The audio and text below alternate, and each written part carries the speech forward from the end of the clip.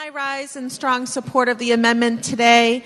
I'm sitting here listening to the conversation, and I couldn't help but think of the small business owners that I tried to assist when I was the economic development coordinator for one of my towns. And Representative Kokaruta is right.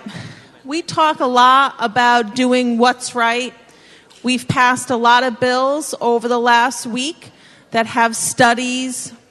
We're studying the athletic injuries. That has a cost. You add up all those things, and pretty soon you can find $400,000.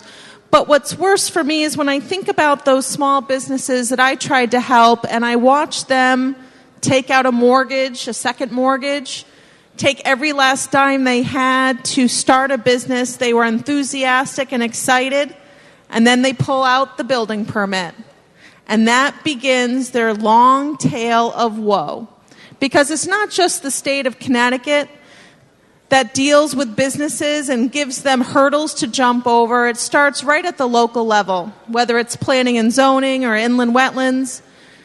But the building permit process, I had one gentleman trying to open a brewery, Madam Speaker, in the town of East Haddam. And after he spent $20,000 on architect plans, and then he had to change his plans because of something with handicap accessibility and ADA requirements, and that cost him another $15,000. Couldn't put up the signs he wanted, had to change that. And that poor guy was not just nickeled and dimed, it was thousands and thousands of dollars of impediments thrown in his way. And to think that at the final end, when he had exhausted his resources, his investors had given up because of the time delays that started right at the beginning, now he has to pay his death tax to the state of Connecticut for a business that was his dream. How many other people are going to be willing to start a business after going through that process? Are we creating a culture of one-time entrepreneurs in this state? The $400,000 fiscal note would become lower if we had more successful businesses.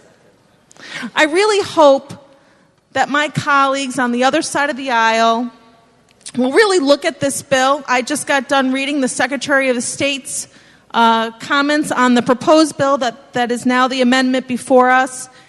Not one person submitted testimony against it. The Secretary of State is very clear. She thinks it's a good practice. The language in there is good.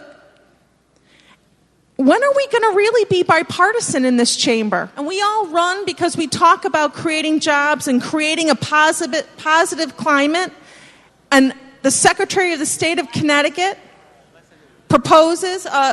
testifies on a bill, and we can't find a way to be bipartisan in creating a positive atmosphere for our businesses. I really hope and encourage you to read her testimony and support this amendment. Thank you, Madam Speaker.